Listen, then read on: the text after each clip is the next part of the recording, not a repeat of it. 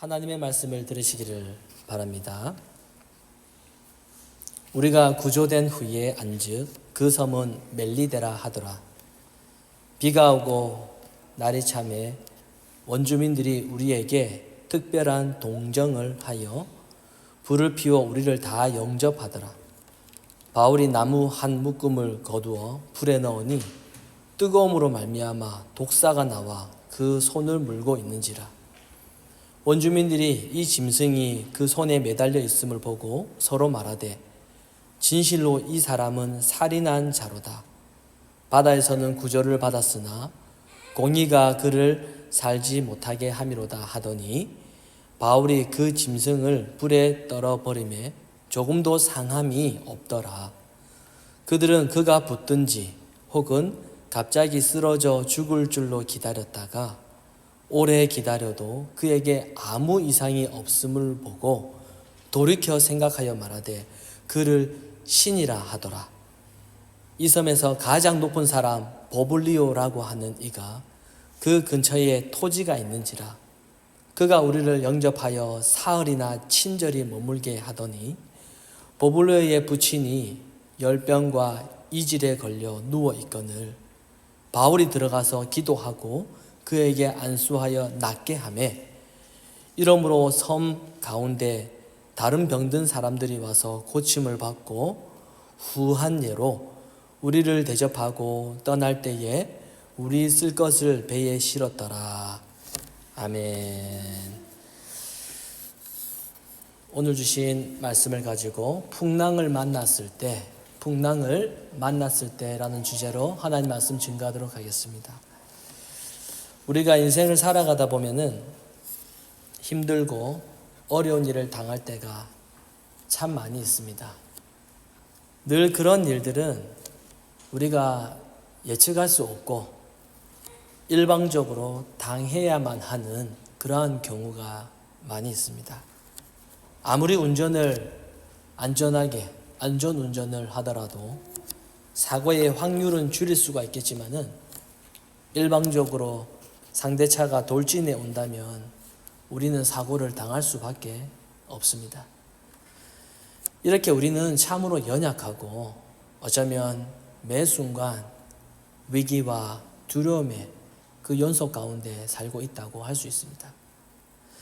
그럴 때마다 우리는 연약하기 때문에 우리는 늘 불안해합니다. 이렇게 되면 어떻게 되지? 이것 안 되면 어떻게 하지? 우리는 늘 이런 생각을 하고 있습니다. 오늘 본문은 이 말씀을 통해서 풍랑을 만난, 그러니까 고난과 어려움을 만나는 신자의 자세가 어떠해야 되는지 우리에게 잘 가르쳐 주고 있는 말씀입니다. 우리가 지금까지 사도행전을 쭉 살펴봤는데 오늘은 사도행전 마지막 장인 28장의 내용입니다. 사도행전 27장과 28장은 사도 바울의 마지막 전도 여행인 4차 전도 여행이 기록되어 있습니다. 바울은 3차 전도 여행을 마치고 예루살렘으로 다시 복귀했는데 그곳에서 그만 체포되었습니다. 온 유대인들이 성전에서 바울을 붙잡고 소리쳤습니다. 이 사람 바울은 율법을 어겼고 이 성전도 이 바울이 더럽혔다. 그렇게 소리쳤습니다. 그래서 천부장은 바울을 쇠사슬로 결박했습니다. 묶었습니다. 그러자 바울은 당당하게 전합니다. 자신이 어떻게 회심하게 되었는지 아주 상세하게 설명합니다. 예전에 자신이 예수님을 믿는 자들을 그렇게 심하게 괴롭힐 때 주님께서 자신에게 사울아, 왜 나를 박해하느냐? 왜 나를 괴롭히느냐? 라고 말씀하셨던 그 음성, 그 내용을 토대로 자신이 회심했던 그 간증을 쫙 설명합니다. 이 천부장은 바울이 로마 시민권자라는 것을 알았기 때문에 바울을 어떻게 할 권한이 없었습니다. 그래서 바울은 대제사장 앞에서도 변론을 했고 그리고 총독 벨릭스에게도 변론하면서 복음까지 덩달아서 그렇게 전했습니다. 이렇게 이 통치자들은 이 바울을 어떻게 할 권한이 없었기 때문에 이들은 바울에 대한 송사 문제를 아그리빠 왕에게 넘깁니다. 그러나 바울은 아그리빠 왕 앞에서도 자신을 변호합니다. 내용은 똑같습니다. 자신이 어떻게 해서 그리스도를 믿게 되었는지 그 간증을 왕 앞에서도 아주 상세하게 잘 설명합니다. 그러면서 바울은 아그리빠 왕 앞에서도 거기서 멈추지 않고 황제 가이사에게 자신의 이 재판에 대해서 상소를 요청합니다. 이렇게 해서 바울은 로마로 이제는 호송이 되게 되는데 이게 바로 바울의 4차 전도 여행이 됩니다. 바울은 다른 제수들과 함께 로마로 향하게 되는데 이 제수들과 바울의 호송을 담당했던 율리오라는 사람, 이 율리오가 바울에게 참 친절하게 잘 대해 주었습니다. 그래서 바울이 지인들에게 대접을 잘 받을 수 있도록 호의도 베풀고 또 그렇게 허락도 해 주었습니다.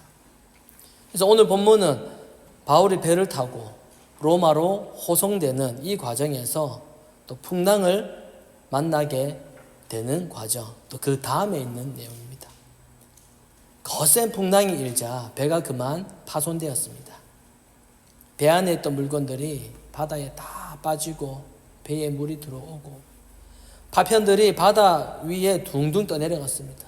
자, 이때 여러분 살고 싶으면 어떻게 해야 됩니까? 배에 물 들어와요. 다 부서졌어요. 파편 지금 다 바다에 둥둥 떠다닙니다. 뭐라도 붙잡아야 되지 않겠습니까? 살아야 되니까. 그래서 물에 빠진 군인들과 이 제수들 모두가 다 이 바다에 둥둥 떠다니는 그 물건을 붙잡고 헤엄치면서 간신히 육지로 빠져나왔는데 보니까 그 섬 이름이 바로 멜리데 섬이었습니다. 바울이 이 제수로서 지금 로마로 호송되어 가고 있는 그런 과정 중에 있습니다. 같이 배에 탔던 사람들은 크게 보면은 두 종류의 사람들로 나뉩니다. 하나는 믿음으로 살았던 바울이고 또 하나는 믿음이 없었던 사람들입니다. 그래서 배 안에는 믿음이 있는 사람과 믿음이 없는 사람으로 나누게 되는 거죠. 물론 이 세상에는 수많은 사람들이 다양하게 존재하고 있습니다. 생각도 다르지요. 그리고 성격도 다르고 손의 지문도 다릅니다. 학력도 다르고 재력도 다르고 소유물과 권력, 지위 다 다릅니다. 그리고 사람들은 그 사람이 가지고 있는 환경, 그 사람이 가지고 있는 배경을 가지고 그 사람을 대하게 되지요. 사람을 하찮게 보다가도 그 사람의 자녀가 의사라고 하면은 태도가 달라지고 어디 유명한 재벌이나 사업가라고 하면은 사람을 대하는 대우가 달라집니다. 더 조심스럽게 사람을 대합니다. 그러나 여러분, 세상은 사람을 바로 이런 기준으로 쳐다보지만 성경이 사람을 보는 기준은 딱 하나입니다. 하나님을 아는 자와 하나님을 알지 못한 자, 이렇게 봅니다. 성경은 오직 이 한 가지 기준을 가지고 사람을 구분해요. 따라서 바울이 배를 타고 로마로 가는 동안 큰 풍랑을 만났을 때 그 풍랑이 일어나는 상황에서 사람들의 모습도 크게 둘로 나눠지게 되는 겁니다. 믿음이 있는 자와 믿음이 없는 자입니다. 여러분의 삶의 모습은 어떻습니까? 여러분의 삶의 모습은 어떤 모습에 해당될까요? 믿음이 있는 자의 모습입니까? 믿음이 없는 자의 모습입니까? 신자에게 드러나야 하는 것은 믿음의 모습이죠. 우리가 세상에서 겪고 있는 우리에게 휘몰아치는 풍랑을 통해서 지금까지 우리가 소유해왔던 믿음이 그 풍랑 가운데서, 그 고난 가운데서 드러나야 되겠죠. 나타나야 된다는 겁니다. 믿음의 담대함이 과연 무엇인가? 믿음이 가지고 있는 신자, 그 믿음의 위대함이 무엇인지, 그리고 신자가 가지고 있는 그 힘과 그 위로가 어떠한지 세상 가운데 살고 있는 우리에게 우리의 모습 가운데 나타나야 된다라는 겁니다. 여러분, 바울이 배를 타고 로마로 호송이 될 때 들이닥친 이 풍랑을 누가 일으켰습니까? 그 풍랑을 누가 일으켰어요? 하나님께서 그렇게 하신 겁니다. 자연을 다 다스리시는, 주관하시는 하나님께서 그 배 타고 잘 가고 있는 사람들 하나님께서 그 풍랑을 일으키셨어요. 그냥 저절로 일어난 게 아닙니다. 그러면 우리가 의문이 생기죠. 하나님을 믿는 사람 바울도 그 안에 있고 믿지 않는 사람 제수들도 그 안에 있는데 로마로 가서 빨리 복음 전하고 해야 되는데 하나님이 그렇게 하신 거거든요. 의문이 생기죠. 하나님 왜 그렇게 하셨는가? 어차피 바울을 로마로 보내는 것이 그게 하나님의 뜻이었다면 하나님 뜻 맞잖아요. 우리는 내용을 알고 있으니까. 어차피 바울을 로마로 보내는 것이 뜻이었다면 그냥 곧바로 로마로 갈 수 있도록 하시면 될 텐데 하나님 그렇게 하지 않으세요. 그 이유는 하나님은 모든 환경과 모든 상황, 모든 과정, 그리고 모든 인생들 속에서 하나님과 함께하는 것이 어떤 것인지를 보여주기를 원하시기 때문입니다. 세상 사람들은 하나님과 함께하지 않고 자기 홀로 살아갑니다. 그들에게도 어려움이 닥치지만 그들은 자기 혼자 극복합니다. 혼자 이겨내려고 해요. 그리고 그것을 일시적으로 이겨내게 되면, 극복하게 되면 더욱더 자기 자아가 더 강해집니다. 내가 이렇게 하니까 나는 이길 수 있었어. 나는 이겨낼 수 있었어. 거봐, 내가 맞아. 자기가 맞다라는 자기 확신이 더 강해지고 더 굳어지는 거죠. 그런데 하나님께서는 신자들에게도 그들과 똑같은 어려움, 그들과 똑같은 풍랑을 겪게 하셔요. 하나님은 풍랑을 통해서 하나님의 함께하심이 무엇인지를 증거하게 하시는 것입니다. 그래서 우리는 이러한 하나님의 뜻을 기억하고 일상 속에서 나의 삶이 과연 어떠한가 살펴봐야 되겠죠.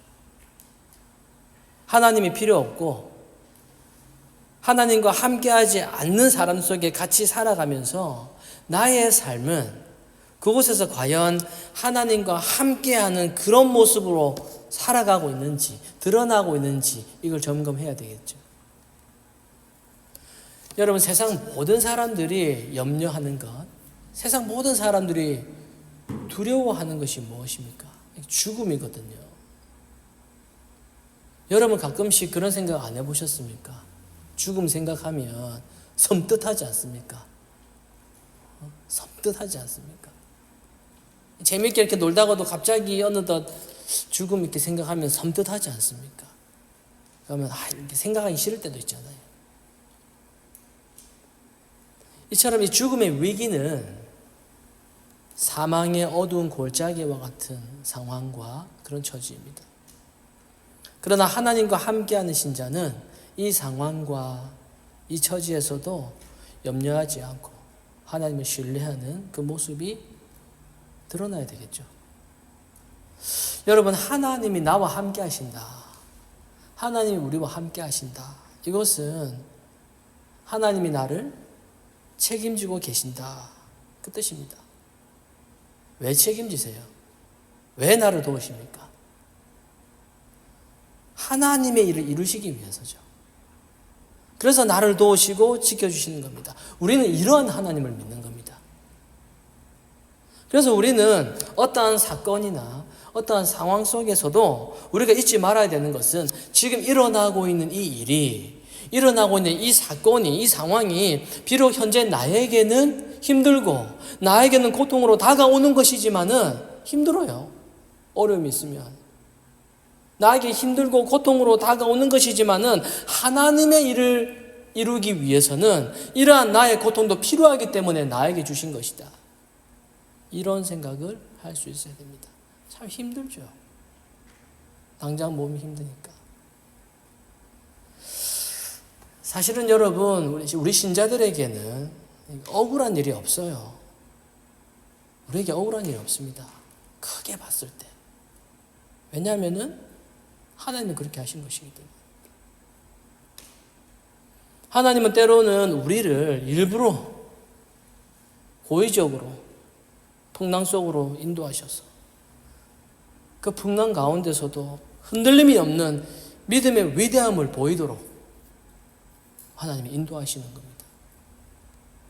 하나님이 없이 사는 사람들의 연약함이 무엇인지 그걸 보여주시는 겁니다. 동시에 과연 믿음의 삶이란 무엇인가? 하나님과 함께하는 삶은 어떻게 다른지를 보여주기 위해 하나님은 오늘 본문에 바울을 이 풍랑으로 집어넣으시는 겁니다. 지금 우리 앞에 세워서 보라는 겁니다. 그리고 그렇게 살아가라는 것이 하나님의 요구이고 하나님의 뜻입니다. 바울은 하나님이 누구신지 알았습니다. 그는 하나님에 대해서 맹목적인 그런 믿음이 아니었습니다. 그냥 무조건 믿어. 이러지 않았어요. 아무것도 모른 채, 하나님에 대한 지식이 없는 채, 그냥 무조건 믿어. 무조건 믿는 게 아니었습니다. 그는 하나님은 말씀대로 이루시는 분이라는 것을 알았기 때문에 풍랑 속에서도 죽지 않을 것이라는 말씀을 신뢰했습니다. 그래서 이 믿음 때문에 풍랑 속에서도 바울은 두려움이 없었어요. 사람들 다 떨고 있는데 자기 혼자 두려움이 없었습니다. 이 풍랑으로 인해서 배가 깨어지고 사람들이 헤엄치거나 막 바다에 빠진 그 물건들을 붙잡고 이 멜리데라는 섬으로 가게 되어서 간신히 살게 되죠. 근데 그곳에 갔더니 누가 있습니까? 원주민들이 살고 있어요. 그래서 원주민들에게 아주 특별한 동정을 받게 돼요. 특별한 대우를 받는다는 거죠. 추워서 막 물에 빠져서 나오니까 얼마나 추워요. 벌벌 떨고 있는 그들에게 불 피울 나무도 주고 또 먹을 것도 제공합니다. 근데 바로 그때 놀라운 일을 겪게 되죠. 바울이 이 불을 붙이기 위해서 나무를 불에 탁 집어넣었을 때에 그 속에 있던 뱀이 확 나와가지고 바울의 손을 꽉 물었습니다. 그것을 본 원주민들은 바울을 의심하기 시작합니다. 뱀이 바울의 손을 물고 있는 것을 보니까 바울을 누구라고 생각합니까? 살인자다고 그렇게 생각을 하는 거예요. 원주민들이 그렇게 생각을 하는 이유는 그들이 믿고 있는 신앙은 살인을 한 사람은 뱀에 물려 죽는다. 이게 그들이 믿고 있는 신앙이었어요. 그래서 그렇게 생각을 하는 겁니다. 그것이 그들의 신앙이고 평생 그렇게 믿고 살아왔어요. 그러니까 딱 보니까는 살인자다 이렇게 생각을 하는 거죠. 곧바로 생각이 바뀌어요. 또 평생 그렇게 생각해 왔는데 뱀에 물린 바울이 아무렇지가 않은 겁니다. 아파하지도 않고. 그래서 원주민들이 깜짝 놀라요. 그때부터 바울을 이제 어떻게 봅니까? 신으로 그렇게 여기게 된 겁니다. 왜? 뱀에 물렸는데 죽지 않으니까. 그리고 그 섬에서 가장 높은 사람, 보블리오라고 하는 이 사람이 있는데 그의 아버지가 이 열병과 이질에 걸려서, 이 이질이 뭐냐면 장염이에요. 이질에 걸려가지고 누워있는데 바울이 안수하며 기도했더니 그 병이 싹 사라졌습니다. 그리고 다른 병든 사람들도 다 고침받았어요. 이러한 일로 인해서 바울과 다른 사람들까지 이 원주민들에게 아주 극진한 환영과 대접을 다 받게 되었습니다. 이러한 내용은요, 단순히 바울의 능력을 말해주기 위해서가 아니에요. 독사에게 물려도 죽지 않는다라는 것은 뭐 바울이 능력 있는 사람이라는 그런 뜻이 아니라 하나님이 바울을 살리신다, 이걸 보여주시는 겁니다. 그래서 하나님께서 바울을 살리시고 하나님께서 바울을 세우셔서 하려고 하시는 일이 있었다라는 겁니다. 하려고 하시는 일이. 그 일을 다 이루기까지는 그 무엇도, 그 어떤 풍랑도 원주민도 바울을 해칠 수가 없어요. 그게 바로 신자의 위대함입니다. 우리의 목숨은요, 하나님의 책임 아래에 있습니다. 그래서 신자는 아무것도 두려워할 게 없습니다. 이게 믿음이거든요. 여러분, 우리도 살아가다 보면은 아프기도 하고, 팔도 부러지고, 병도 걸리고 그렇게 해요. 우리 가운데에 앞으로도 누군가가 심각한 병에 걸렸다 할지라도 여러분 이것을 기억합시다. 내가 살고 죽는 것은 하나님께 달린 문제이지 이 질병 자체에 달린 것이 아니다. 내가 암에 걸려서 이 질병 때문에 죽는 것이 아니라 내가 살고 죽는 것은 하나님께 달린 문제다. 병 때문에 죽는 게 아니라 하나님께 달린 문제라는 것입니다. 이 믿음이 신자를 담대하게 하고 용감하게 하는 것입니다. 하나님은 우리에게 바로 이것을 증거하라고 저와 여러분을 이 세상에 살게 하시는 겁니다. 바울에게는 하나님의 나라에 대한 소망이 있었습니다. 그에게는 자기가 죽으면 예수님의 품에 안긴다, 이런 소망이 있었고, 또 그 소망이 자신에게 이루어지기를 간절하게 원하면서 그렇게 살았습니다. 간절하게 그 소망이 이루어지기를. 그래서 이런 바울에게 죽음 따위는요, 더 이상 두려운 존재가 아니었습니다. 이렇게 우리가 현재를 살아가지만 우리가 미래를 소망하게 되면은 지금 이 현재에 얽매이지 않게 되는 것입니다. 사랑하는 성도 여러분, 여러분은 현재 무엇이 가장 여러분을 힘들게 하십니까? 여러분은 어떤 고난에 있고, 여러분 어떤 걱정에 있고, 어떤 고통 중에 있습니까? 미래를 소망하게 되면, 미래를 확신하게 되면은 비참하게 보였던 자기 체면이 전부가 아니라는 것을 알게 됩니다. 지금 내가 어떤 모습에 처해져 있든, 내가 어떤 상황에 처해져 있든 중요한 것은 그 처지에서 흔들림 없이 하나님을 의지하는 것입니다. 우리가 이런 믿음을 소유할 수 있어야 됩니다. 우리가 볼 때는 이 세상에서 내가 하는 일은 딱히 아무것도 없다라고 할지라도 하나님은 신자를 세워서 하나님의 뜻을 이루어 가십니다. 비록 이 세상으로부터는 신자라는 이름을 가지고는 우리가 대접을 받지는 못하지만 신자는 거룩하신 하나님의 일을 위해서 이 땅에 존재하고 있습니다. 세상에서의 강함은 뭡니까? 돈이죠. 명예와 지위를 통해서 이 세상에서는 자신의 강함을 드러냅니다. 그래서 한때 아무리 부자였어도 지금 자기 수중에 돈이 없으면 자연스럽게 약자로 살아가게 됩니다. 기가 죽죠.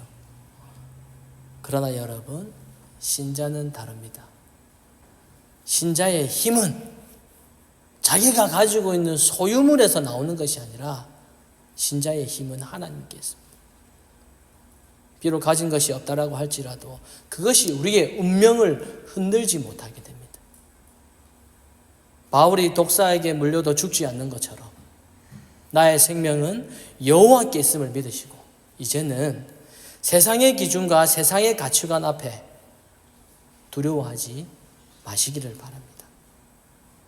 여러분, 이것이 바로 풍랑 앞에서 믿음으로 사는 삶입니다. 오늘 말씀을 기억하시면서 모든 것은 하나님께서 계획하신 대로 이루어 가실 것이고 그 하나님의 일하심 속에 신자가 있다라는 것. 그 어떤 상황 속에서도 믿음이 증거되어지는, 드러내어지는, 나타내어지는 그러한 저와 여러분의 삶이 되시기를 간절히 소망합니다.